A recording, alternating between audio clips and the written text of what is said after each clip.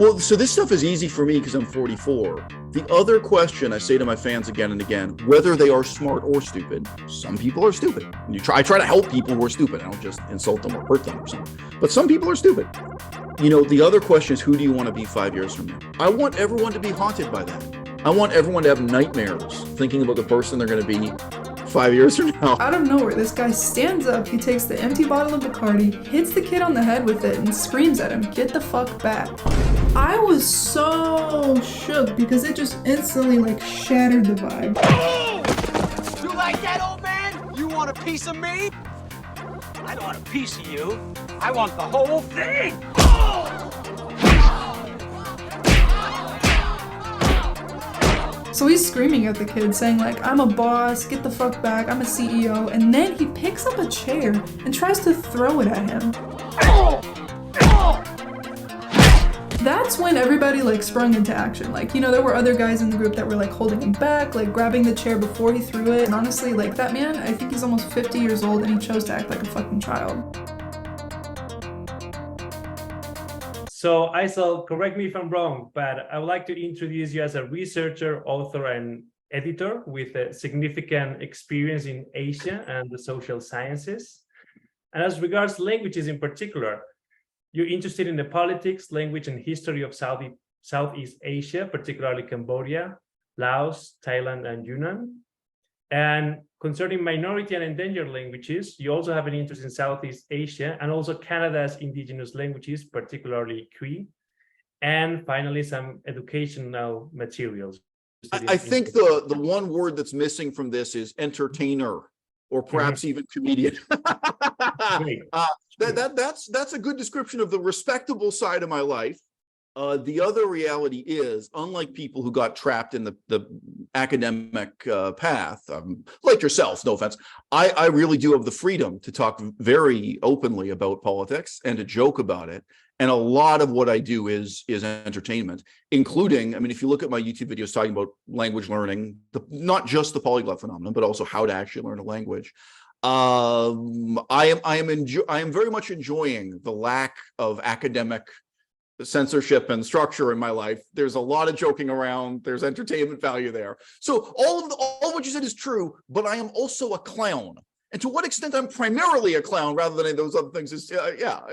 Okay, I think we'll certainly link a lot of materials from you in the description, but one of them will be your researcher / clown. So people can judge the percentage. Okay, so we'll link the YouTube videos there. Yeah. So let's talk about this then. My first question is about the polyglot community / industry, right? Right. I'm sure you know a lot of polyglots, some of whom are famous, specializing in Southeast Asia, right? Like Lin devotees or Tim Keeley or Xiaoma, etc. What brought you to Southeast Asia as an area of interest coming from? Oh, wow. Great question. The fundamental answer is that I felt there was no new research to be done in ancient Greek. I thought there was no new research to be done in ancient Latin. So then I started looking for a combination of research and humanitarian work, research dealing with the ancient world, and then also research on modern politics that can make a difference in the modern world, in the world as it actually exists. And it seemed to me that places like Cambodia really offered the combination of all these things. And I knew many professors face-to-face who had made the terrible compromises necessary to get a PhD and get on the teaching track. And they'd never taken any risks. They'd never gone out and lived. They'd never been where the red hot bullets fly. They'd never seen landmines going off. They'd never seen the reality of poverty, neither in Cambodia nor India nor anywhere in Asia. And they were very much limited to a chalkboard view of the world. Now, this does partly have to do with language, partly just in terms of pure language. You learn the language in a different way, actually being on a farm with a rice farmer, it's different. But in terms of philosophy, politics, history, and as I say, humanitarian work, actually doing charity work that helps people, that combination of things led me to have a kind of Cambodia-centered view of the world. And then for many years that followed, again, it wasn't just Cambodia, but Cambodia, Laos, Thailand, Sri Lanka, Myanmar.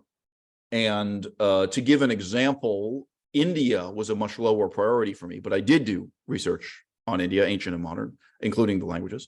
And China was a much lower priority for me. And later it became many years later, became my top priority. So yeah, that's the answer to that question. You know, again, you may have to ask yourself this at some point. How can I make a difference in the world? Again, what I liked about your channel is you do ask that question. A lot of channels don't. Right. You know, Yes. it's not just about the enjoyment of life. I could go to Hawaii if all I want to do is enjoy, like, you know, Hawaii. Endangered languages in Hawaii. There's a different path to get on. Right. I knew one linguist in that field, actually. But anyway, you know, if you want to make a difference in the world, those are the kind of choices you have to make. But I think you'll relate to this immediately. When I decided on this kind of Cambodia-centered view of the world, the main alternative I was considering was actually Mongolia, was to do Mongolian as a language.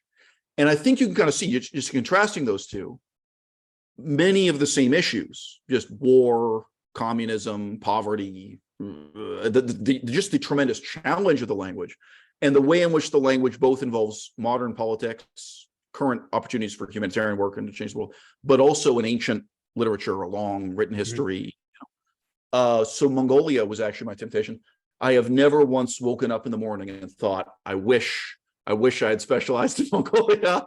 But however, I do often wake up and wish I had never gone to Cambodia. I'd never gotten involved with Cambodia, Thailand, and Laos, because it was a disaster. But now my YouTube viewers can benefit from my experience. If you have any other questions, I'm happy to answer. But exactly. I mean, my next question was exactly about that, about what you said about making a difference through languages, right? As you know, it's a slogan of the hyperpolyglot activists: learn languages, make a difference. And it seems to me there are two false idols that you're targeting in your videos and blog posts, which are professors, as we already discussed, and also YouTube polyglots, right? And so I quote from one of your videos: this whole polyglot internet phenomenon is predicated on a kind of fraud, right? And you juxtapose that to the learn languages, make a difference, right? So on the one hand, you talk about polyglots. I won't name names, but you're welcome to, showing off and impressing teenagers and concocting get-rich-quick schemes. And on the other hand, at the other end of the spectrum, you have people learning languages to make the world a better place, right? Right. But you also say in another video of yours that polyglots are not necessarily scammers. So yes, what do you that's right. Yeah, that's right. So people of all ages are involved in this. You know, Steve Kaufman, I believe, is more than 70 years old now, maybe 77. But there are teenagers. There are 16, 17, 18-year-old people involved in this. You know, it may be difficult for you to imagine what it's like to have just 10 women a month sending you an email trying to arrange to have sex with you. Now, I grew up very much before the internet. When I was a teenager, I had 10 women a month offering to have sex with me face to face. This is the reality of my life. But, you know, the extent to which fame becomes an end in itself, fame becomes intoxicating. Whether someone is 18 years old or 60 and 70 years old, you really can't overestimate that. Now, I've been involved in kind of many different walks of life, many different political and humanitarian interests, frankly. You know, you'll use one example: ecology. There was a time when nobody would have been involved in ecology to get laid, to have sex, for fame. What fame could come out of ecology as recently as 1985? You know, realistically, you're involved in maybe trying to help a swamp be a better habitat for frogs. You know, there's no fame in this.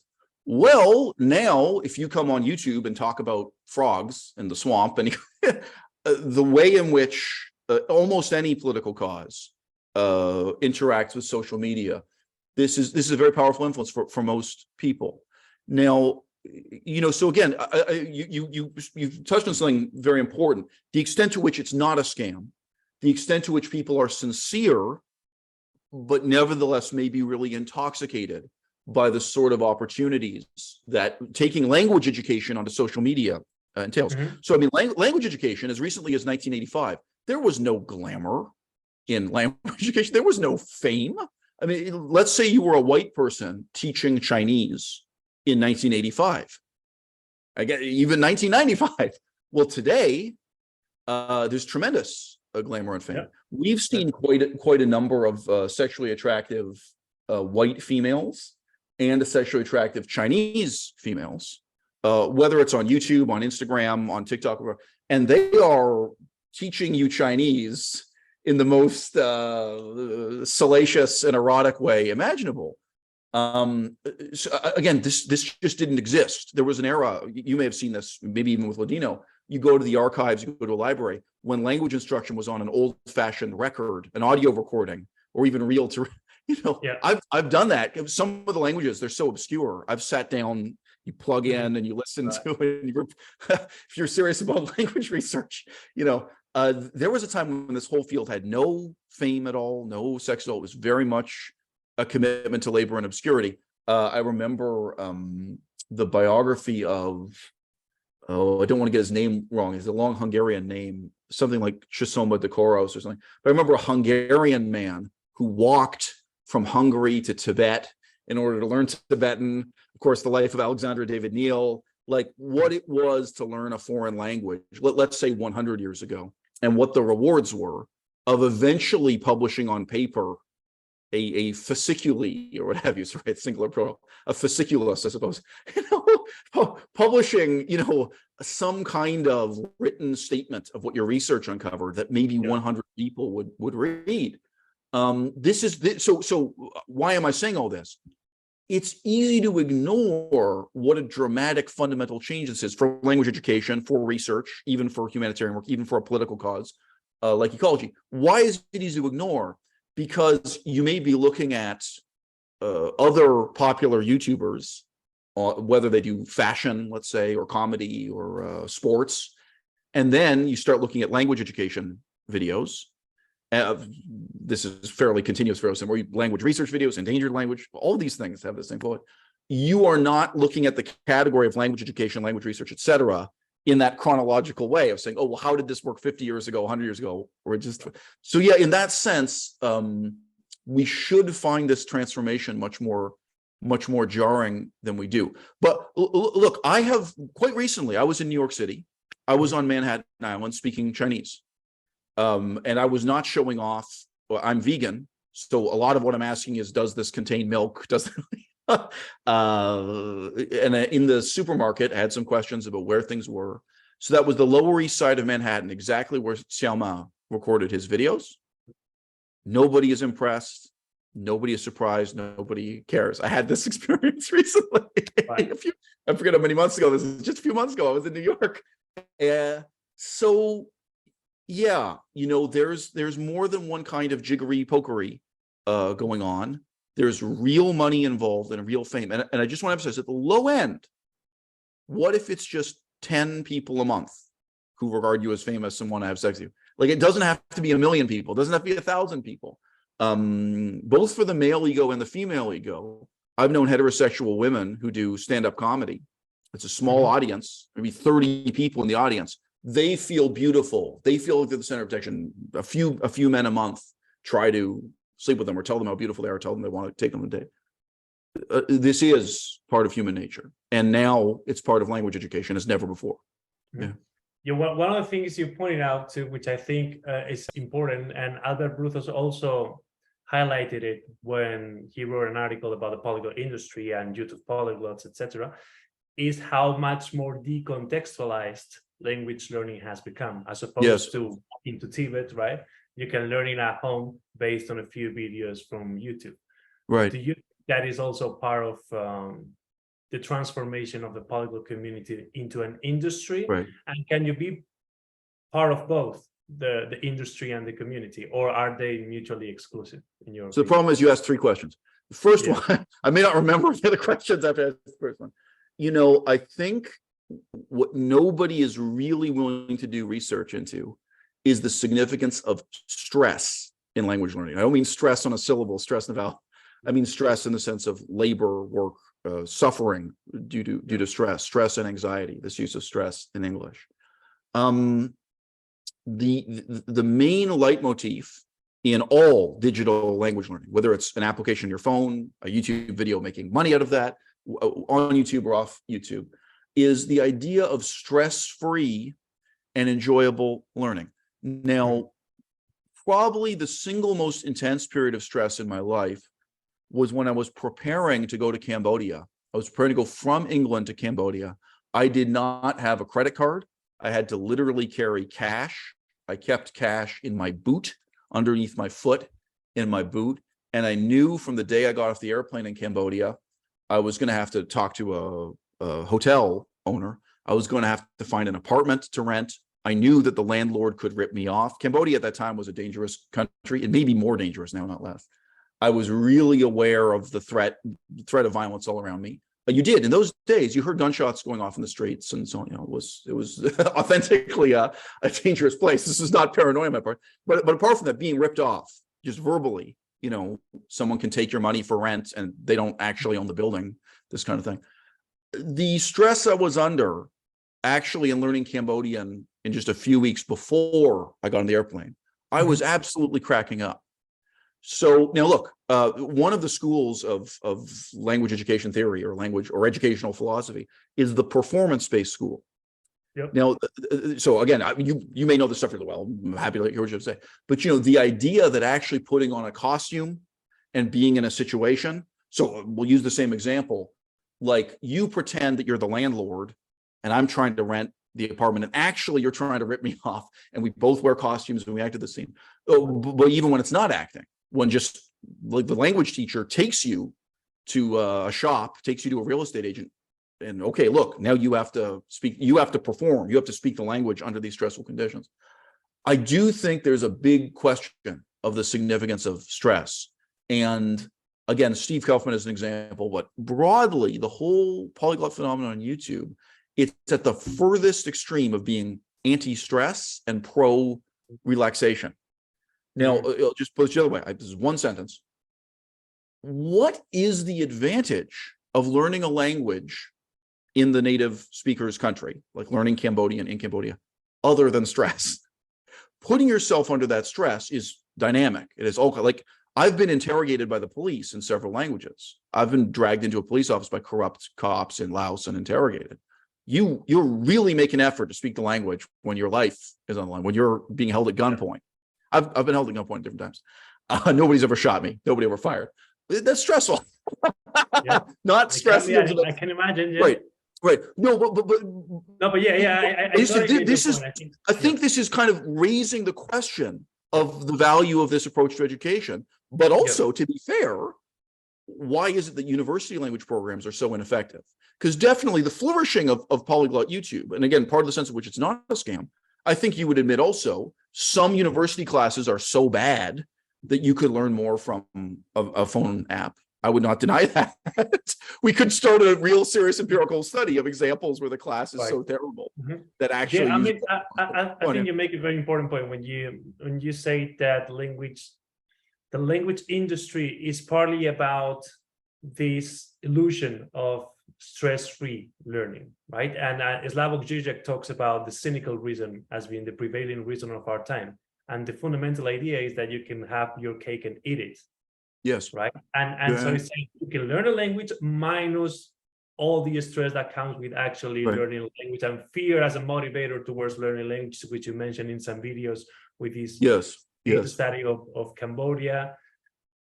Yeah, I completely agree with that. I think there's a lot of superficial talk about motivation and enjoyment as being fundamental to language learning, when there's no bigger motivation than fighting for your life, right? Well, you know, I just asked what languages are you planning to work on? We come back to those questions in say the next 5 years. What languages do you plan to work on? Your plans could change. Myself? Yes. Okay, yeah. I'm currently working on Hacketia. Right. And by extension, I hope to keep on working on Arabic. And I assume Yiddish too, which is from your videos, or no? Yeah, I've been learning Yiddish this year, but I don't think it will be the focus. It will be more so Arabic and Hebrew and Hacketia. Yeah. Right. So I think you can imagine if you get the humblest job imaginable in Egypt, say teaching English as a second language, maybe humanitarian work or something, working at a refugee camp in Egypt, something like that.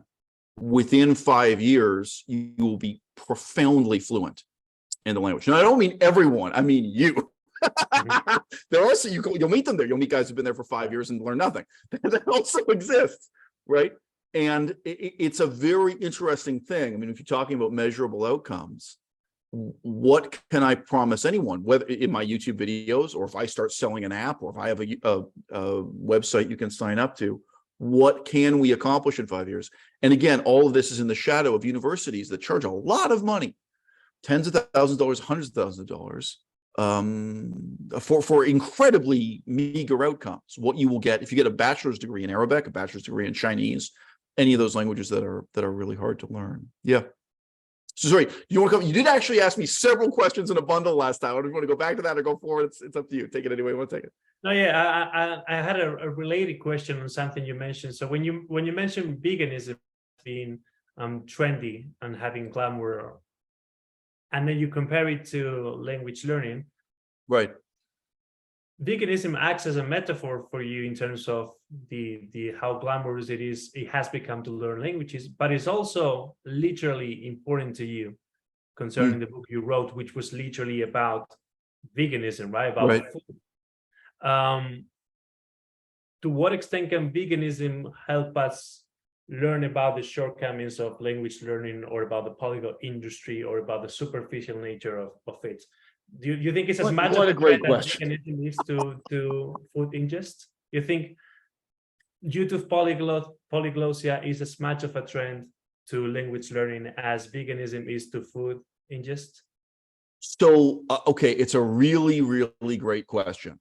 I think that what they have in common is the question or the problem of measuring outcomes. Now, veganism is partly a political movement. And even the political movement is based on promising you an outcome. So it'll be things like they organize a political event in Washington, D.C. or in Ottawa. It will cost you thousands of dollars to buy an airplane ticket and rent a hotel room and attend this event.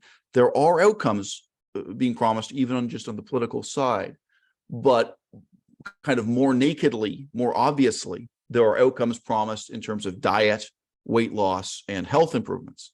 Now, I'm extremely cynical and skeptical about both. I'm extremely nihilistic about both. I see both. I wish I could tell you it was 99% fraud. It's very close to 100% fraud. What's offered on the diet, weight loss, fitness side, but also on the political side. And I think the tragedy is that it doesn't have to be. Now, so come back to language learning directly here. Has there ever been a better time in the history of the world for you to find other people who are serious about the study of the Ladino language and for you to work together? Like 100 years ago, 50, like there's this tremendous positive potential. So I've worked on a number of obscure languages. If I want to find just one person who is serious about Cree as a language, Ojibwe as a language, if I want to find any of these endangered languages, Pali as a language, but indeed, even with Chinese, it's remarkably hard to find someone who's serious about Chinese as a language. Who can you work with? How can you meet them? So there's this tremendous positive potential there, which I think is true of basically every political movement, charitable movement you can name or imagine. So it's true of ecology, it's true of veganism, it's also true of right-wing, say, fascist movements, left-wing communist movements. That positive potential is there. So there's an implicitly tragic juxtaposition. There's a tragedy in contrasting the reality of what's being done with this technology and what its effects are to the potential that's there. Yeah, that's my sincere answer. It's such a good question. It's possible that there was a better answer to that question. And even taking that logic a further step, it is an unprecedented time to, once you have met online, to go meet offline. Yes. Yes. Which takes us to the issue of polyglot meetings, which is something I have examined critically with Dr. Usman and other people. Usman is the director of HYPEA, the International Association of Hyperpolyglots. By the way, you're invited to apply. Anyway, no. Well, we'll see. If I speak Japanese well enough 6 months from now, then I'll. But my question is, from this perspective that we've been discussing, have you ever attended a polyglot meeting in person? Would you consider doing so, whether it is the polyglot conference, the polyglot gathering, etc.? Esperanto. It's a great question. My answer is brutally simple, and this is very closely parallel to veganism. I have never been invited to attend a single language-related event. I've never been invited to speak or give a paper for any of the languages I've studied. And again, some of them are quite obscure. Like, even if you think I'm not the world's greatest expert in Pali, and have you looked at my competition, whether it's Pali or Cree. So neither for any specific language nor for polyglot languages. I have never been invited to attend or speak at any vegan event. And within veganism, whether you want to say I'm famous or infamous or notorious, certainly more people are afraid of me than admire me, but I'm very much a known name. I've earned my position. I've earned my notoriety, we could say, over a period of 10 years. And within the polyglot community, several people have talked about this, including Santiglot, who appeared on your channel, including Oriental Pearl, who's a big name in Chinese, Japanese, and Korean. Several people, when they first talked to me, said, "Oh, everybody knows you." Like, they've been to these polyglot events, and they've also just had a lot of Skype conversations with people.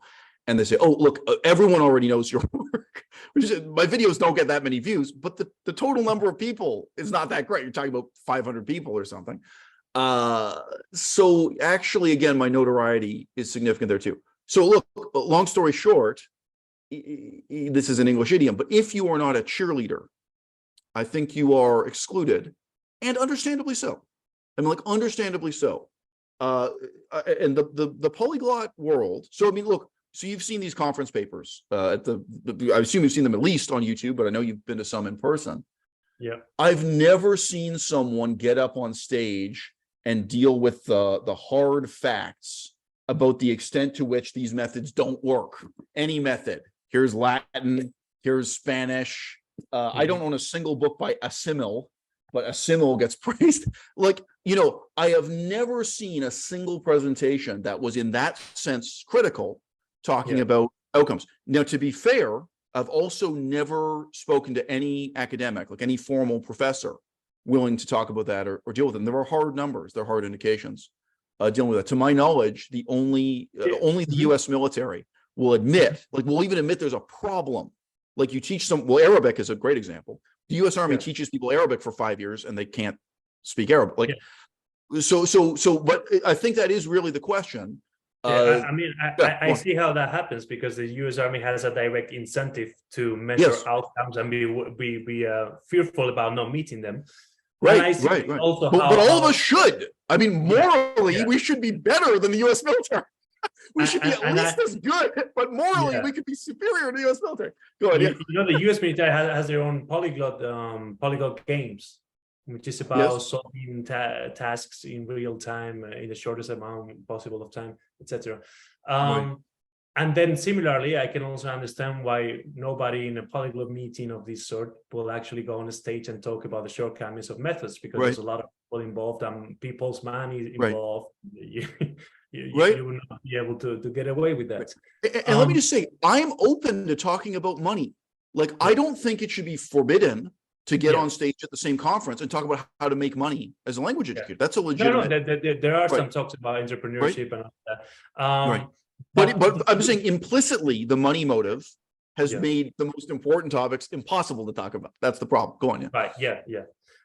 And there is this academic called Albert Broussos, whom I have discussed in my YouTube channel, who wrote an article explicitly about YouTube polyglots and how their methods, for the most part, it's not that they don't work, but it's that they don't add anything significant behind an exotic branding. Say, oh, this is my own method, but it's actually not your own method. It's just your own repackaging of previous methods, some of which have been discredited. So there's. I just mentioned briefly too, but this is an example everyone can visualize. It's less abstract. I have an app on my phone that I think is excellent for European languages, like learning French. I think it's excellent, and I think it's terrible for Chinese. It's the same app. So that I'm not a troll. Like, I'm not out here saying, oh, all apps are.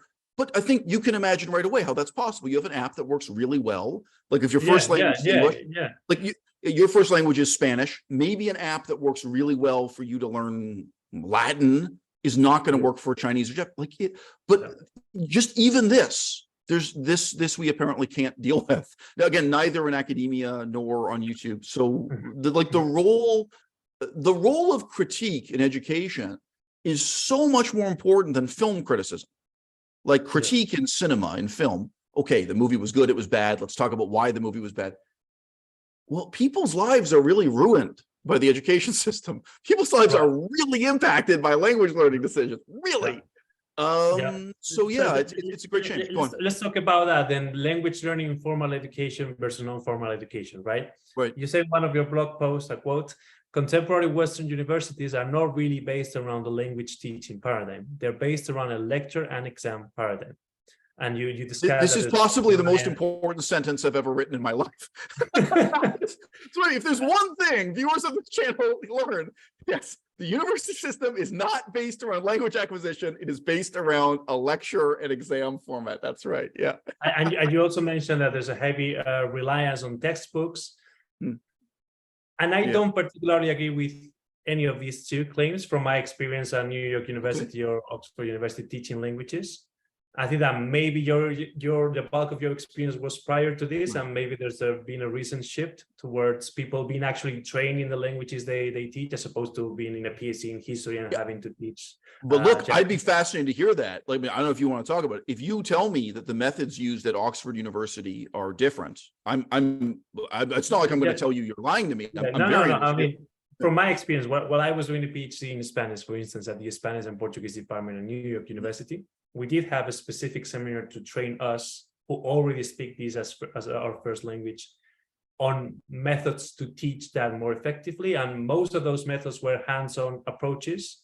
And we didn't have a textbook in the traditional sense. And what we thought we had to sing songs, we have to do all of these things that you mentioned in the blog post, which brings me to the point where I agree with you, which is ego investment in professorship that is fundamentally at odds with the hands-on activities that are required as part of language teaching.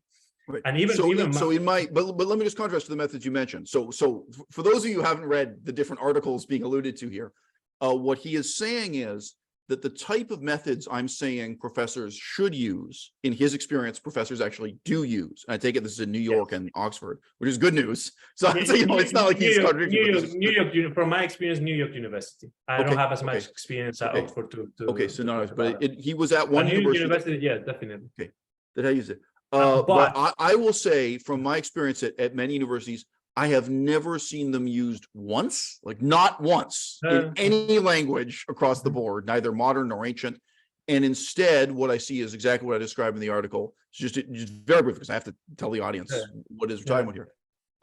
An entire Chinese language course that is just based around coming in, sitting in a chair, listening to an audio CD. The professor presses play and plays an audio CD, and filling out a multiple choice test on a photocopied piece of paper. That's the method of language education. I had more of that approach when I was at high school, but as I said, at the Spanish department, at least Spanish and Portuguese department at New York University, we were consciously trained in teaching that way, right?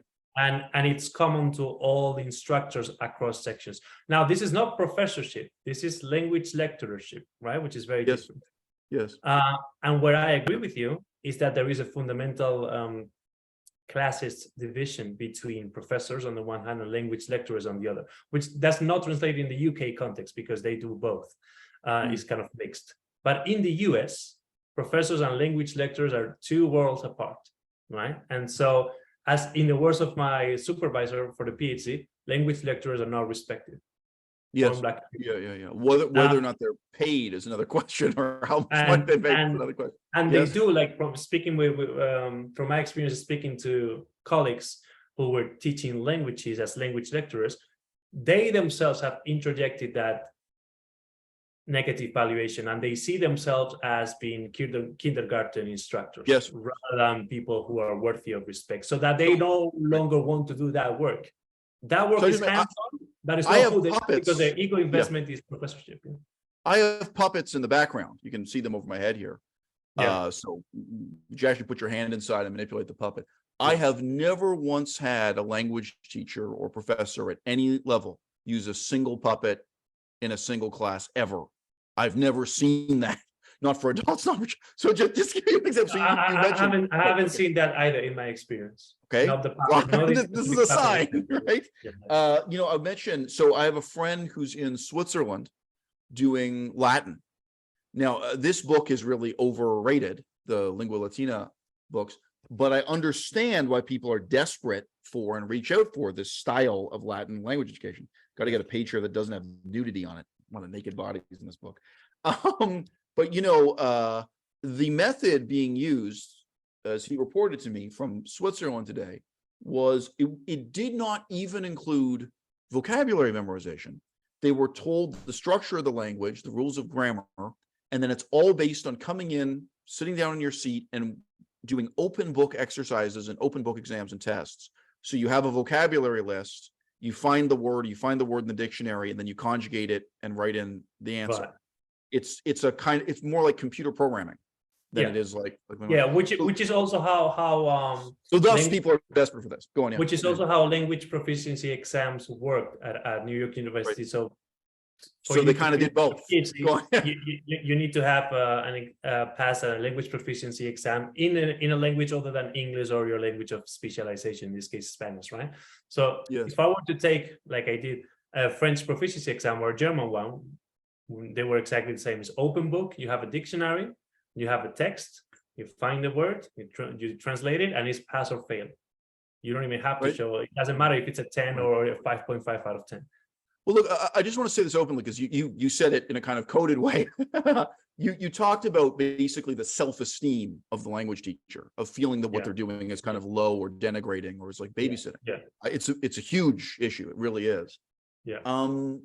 You know, I do think it is denigrating.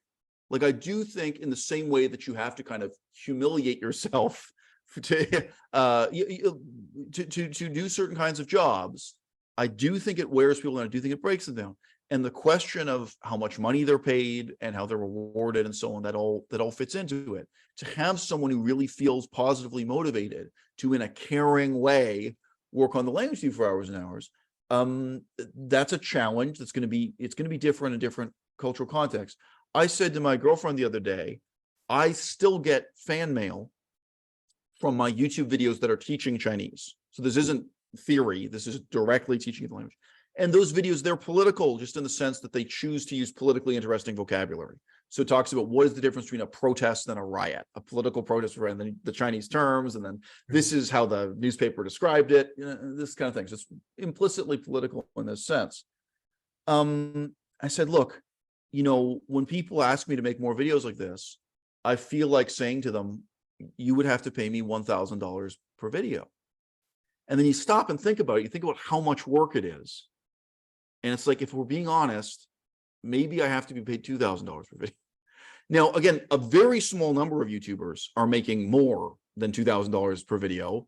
I don't, again, I don't know the exact numbers, but maybe Xiao Ma, maybe Lucas Lamparello, you could try to look at how much money do they actually generate in total from a YouTube video. But again, I had a friend who was teaching languages in Los Angeles, California, at a university.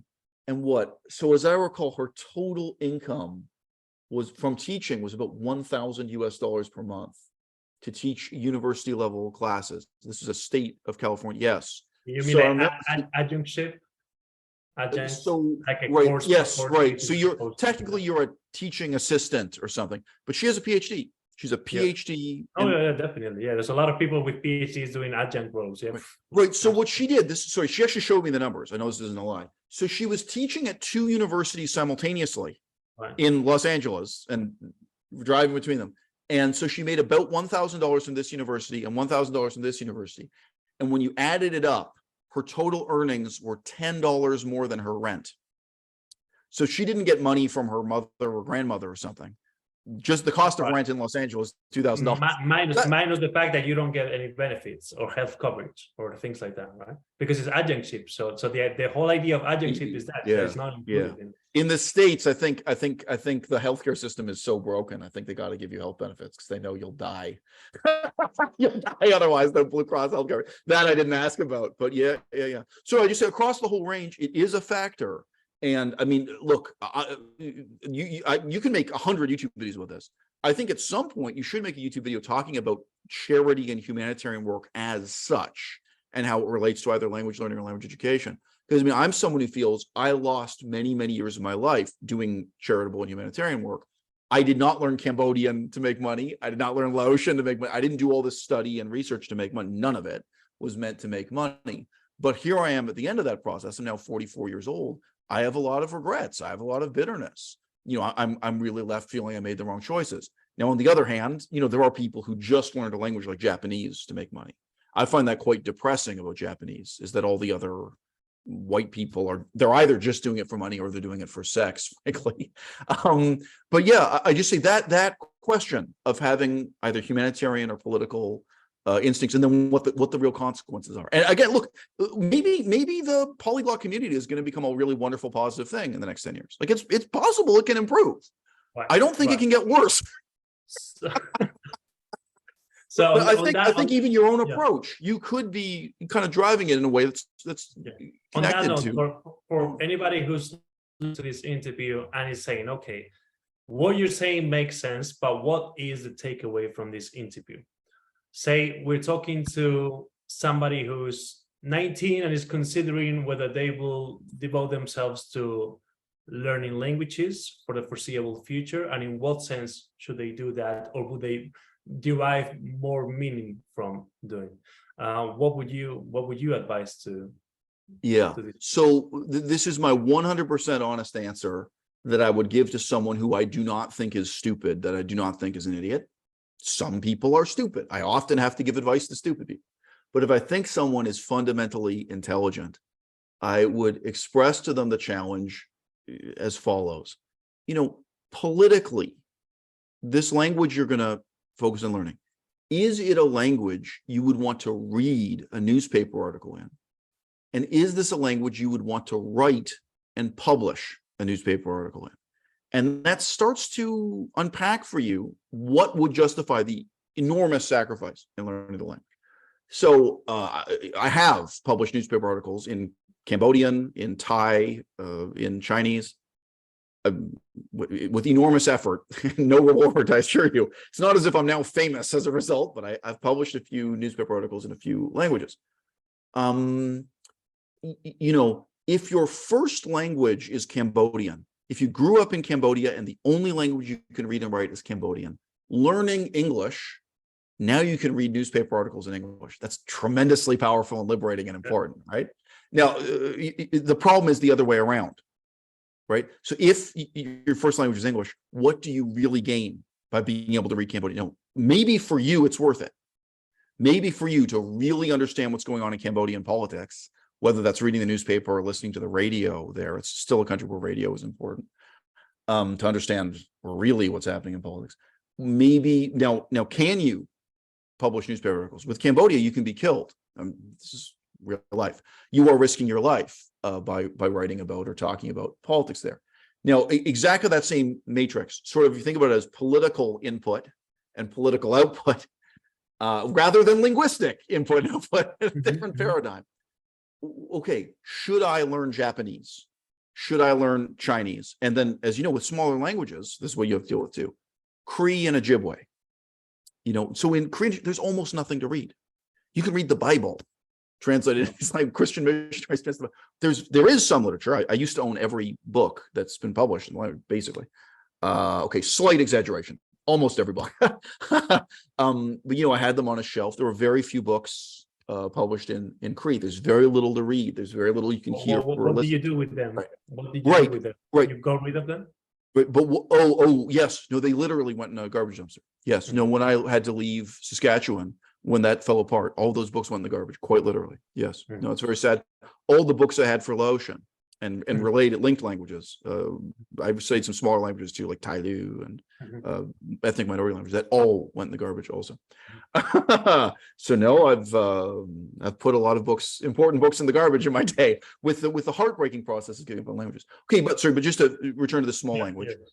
But what difference can you make? What if what you're writing, what if your output matters, whether that's Cree or, I mean, you must be aware, like in Mexico, they have some indigenous languages that are still somewhat lively. What if that's the difference?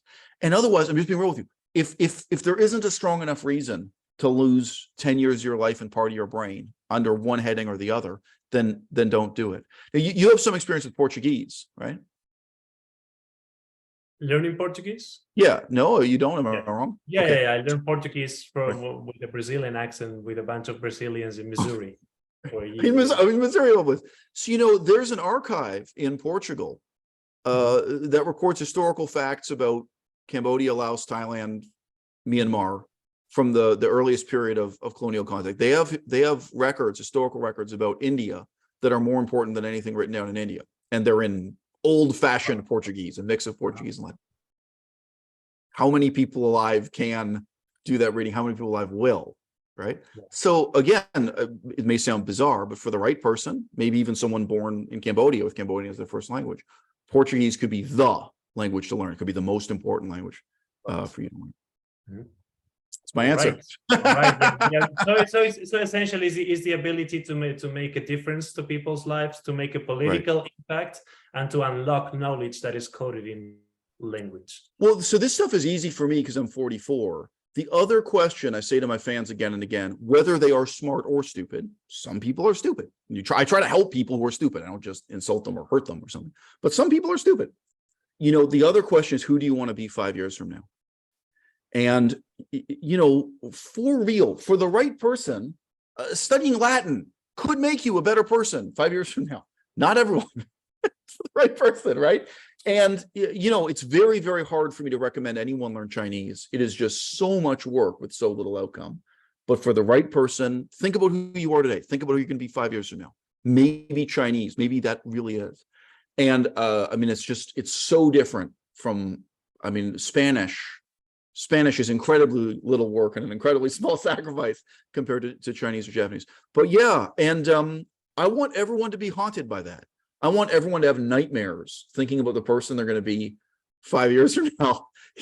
It's both a positive motivation and a negative motivation. I learned enough of the Thai language. When I was in Thailand, I could still speak to a taxi driver. And I used to speak much more, whatever it is now, 10 years ago, 15 years ago, I could speak the language much better than I can now. I don't want to retire in Thailand. I don't want to be an old white man retired in Thailand who speaks the Thai language. That's not who I want to be. A lot of guys do. That's their greatest dream and fantasy. So it's hard. It's hard. These are hard decisions that ultimately do come down to, who am I going to be? And that's the one thing you can control. Ultimately, you can't control what difference you get to make in the world, but you get to decide who you are. All right. Do you find that inspiring or depressing? No, I mean, it probably has to be both. It probably has to be both to work, right? So, Aysel, thanks a lot for sharing your views and your knowledge for the Hyper-Polyglot. It's been wonderful talking to you. Imagine if we talk again just 1 year from now and everything's gotten better. Imagine if 1 year from now we're talking about the polyglot phenomenon on YouTube, polyglot language community. We're talking about, and everything's gotten better, and it's like, wow, it's possible. Things can change. Yeah. So things have changed a lot in the last 5 years. They can change in the next 5 years, and they can change right now. Again, I give credit to your channel. I think your channel really can be part of that positive change. Thank you. Thanks so much. I'll continue to produce materials and videos which hopefully will go in that direction. Thank you, Aysel. Thank you.